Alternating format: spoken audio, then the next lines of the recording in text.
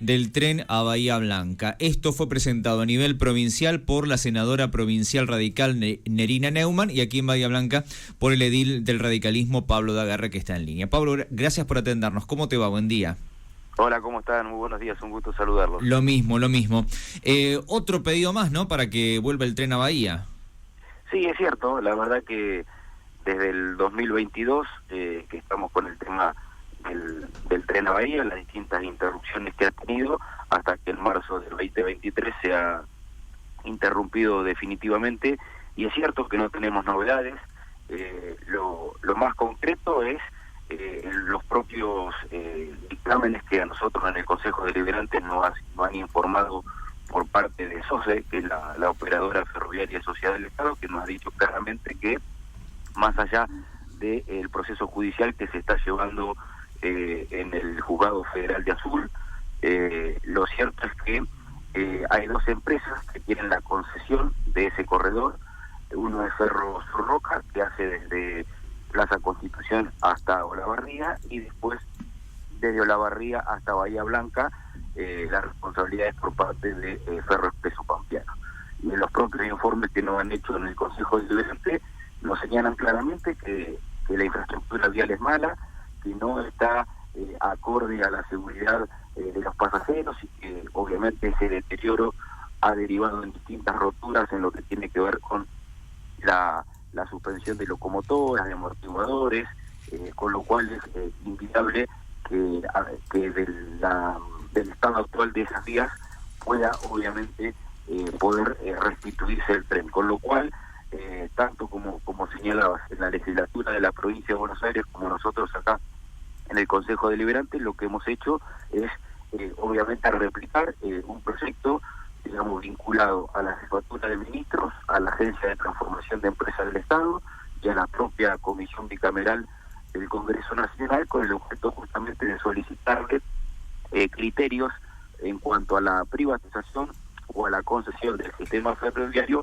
prioricen lo que tiene que ver con este corredor del sistema ferroviario que hace Plaza Constitución de Bahía Blanca. Esto en el marco obviamente de la ley de base, de la ley de 27.742 y el decreto reglamentario 695 del 2024, que es de ahora del 5 de agosto, que justamente le da el marco normativo para las privatizaciones o concesiones, entre ellos del sistema ferroviario. Así que lo concreto es que estamos solicitando justamente que pongan el acento, hincapié en lo que tiene que ver con nuestro corredor, que es el único corredor, la única posibilidad que teníamos de que corriera por lo menos alguna formación del tren entre Plaza Constitución y Bahía Blanca. Se desprende entonces que desde el día 1 hasta ahora, desde el día 1 que se suspendió hasta ahora, poco se ha hecho en materia de cambios, de mejoramiento de la infraestructura, poco o nada.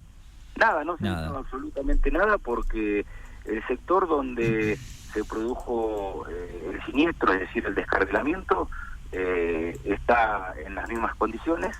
Por supuesto que las responsabilidades forman parte de las empresas concesionarias. Como te decía, hay dos sectores que están muy bien delimitados en cuanto a las responsabilidades: Ferro Sur Roca una parte y Ferro Expreso Pampeano la otra, pero que también es cierto, nunca hubo por parte del gobierno nacional una autoridad de contralor de las obras, del mantenimiento que tienen que hacer estas empresas concesionarias. Así que el estado actual hoy sigue siendo exactamente el mismo, por ende, más allá de la decisión política que pueda tener que ver con ecuaciones económicas y con cuestiones vinculadas al achicamiento del Estado, lo cierto es que aún con una mirada diferente en ese sentido, tampoco podríamos tener hoy la vuelta al tren producto de ese deterioro en la infraestructura vial y que continúa de la misma manera. Pablo, y no sé, lo que has charlado con asesores y demás, pero ¿la privatización podría ser una solución como se propone? ¿Qué pensás? Mira, en realidad no está del todo claro, porque el decreto reglamentario de la ley recién tiene muy pocos días. Ese decreto surge el 5 de agosto, con lo cual no está claro cuál es el formato que se le va a dar con respecto al sistema ferroviario y puntualmente a lo que tiene que ver con el tren del interior del país, del interior profundo de nuestro país, con lo cual no está del todo claro en ese sentido. Lo cierto es que o por el lado de las privatizaciones o por el lado de las empresas de concesión, seguramente la situación va a andar por ese sentido. Lo cierto es que hoy tenemos empresas concesionarias, con lo cual no es que había una estatización de manera absoluta, porque estas empresas eran responsables de ese corredor vial y sin embargo no cumplieron con las obligaciones que tenían que hacerlo. Va de suyo, es lo que estamos viviendo hoy en día con más de un año sin el servicio y sin el arreglo o el mantenimiento. Por supuesto que esas concesiones probablemente con esta nueva ley vuelvan a reverse y habrá que ver cuál es el formato que hay. Eso no está del todo claro. Por eso lo que hacemos en algún punto es por lo menos intentar adelantarnos en ese sentido y poner el ojo en lo que va a ser un nuevo formato de privatizaciones o de concesiones, pero bueno, fundamentalmente poniendo el acento en la falta de mantenimiento o en el desmantelamiento que se ha hecho de la infraestructura, fundamentalmente teniendo en cuenta que durante una muy buena parte antes de la pandemia el crecimiento de ese servicio era exponencial, digamos, mes a mes crecía. Todos tenemos registro de las dificultades que había para poder conseguir un pasaje. Por supuesto que era mucho más económico que el avión o que el colectivo.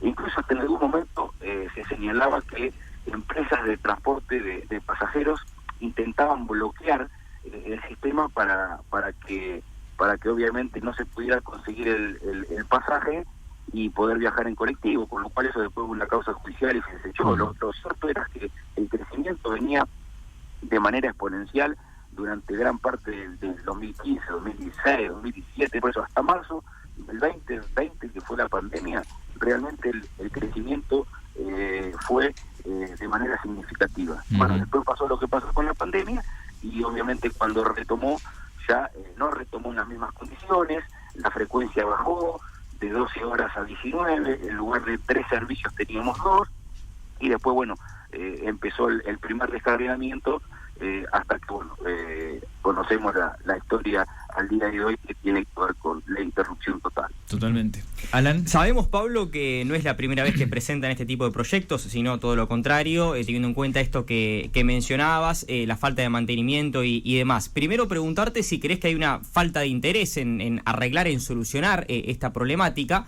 y al mismo tiempo, en caso de que se pueda iniciar una solución, estamos hablando que llevaría bastante tiempo, ¿no? Porque estamos hablando, como mencionaba, de una falta de mantenimiento importante de muchísimos años. Sí, mira, en realidad lo que nos... Lo más oficial que tenemos tiene que ver con algunas respuestas que nos ha dado justamente, no Trenes Argentinos, sino la operadora ferroviaria y sociedad del Estado. La operadora, a través de su gerente general, en los proyectos que nosotros hemos presentado en el Consejo, lo que nos ha dicho es claramente que en tanto y en cuanto no haya un plan de obras por parte de las empresas que concesionan el servicio, y por supuesto esas obras después tienen que ser aptas para que el transporte de pasajeros, es decir, la formación del tren pueda circular, aún en velocidades menores a lo que habíamos conocido anteriormente, pero que pueda circular. Hasta tanto eso no esté, no va a haber por parte de la operadora ferroviaria la viabilidad para que esto se lleve adelante. Hoy está paralizado, es decir, no hay ningún plan de obras a ejecutar, con lo cual la verdad que por ahora no vemos la luz al final del túnel. Veremos si con este nuevo formato, a través de la ley de bases, lo que tiene que ver con la privatización, la concesión del servicio ferroviario, puede llegar a haber alguna solución o intento de solución. Por eso es que nosotros avanzamos con ese pedido, pero bueno, lo cierto es que hoy no se observa. Y después tiene que haber obviamente una decisión política por parte del gobierno nacional de obviamente avanzar en la viabilidad de esto, es decir, y haciendo, supongo, algún equilibrio entre lo que tiene que ver con el famoso déficit fiscal cero y la posibilidad de que el tren vuelva, digamos. Por supuesto que es un combo que pareciera bastante incompatible en ese sentido, pero bueno, digamos, lo cierto es que ahí vamos a tener que poner el ojo a ver cuál es la decisión que se toma, y si no, obviamente no volveremos a tener el regreso del tren a Bahía Blanca. En realidad no hay mucha alternativa en ese sentido, ¿no? Pablo, gracias por el tiempo, como siempre. Un abrazo grande, a disposición. Gracias, hasta la próxima.